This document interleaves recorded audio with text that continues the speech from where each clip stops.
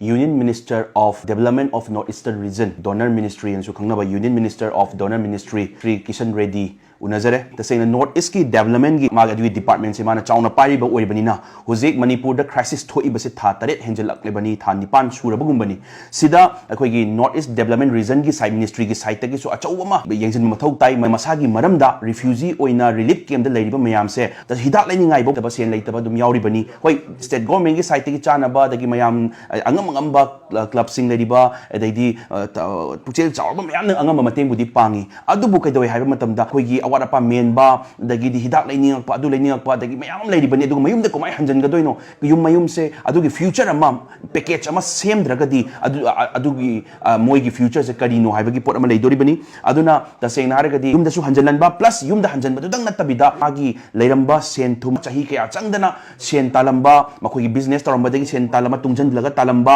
the Giri Sarkar Tabak Taurakanda, Talamba, entrepreneur Kiama, the Gitabak Chamchan, Tabak Chuzaraka, Kiadagi, Tunjan Laga Tamupa Sale do, May Chapa to the Loy Graban Ayamba Haitari, who's relief came the lady Baneba. Aduna. Koigi development of northeastern region gi site gi kai to ba yage haibandigi aina cherol ama pisal kan request tawza matamda mahakna haibirapada yam kana khanari handaki lakliba tang tara sida koigi minister home ministry gi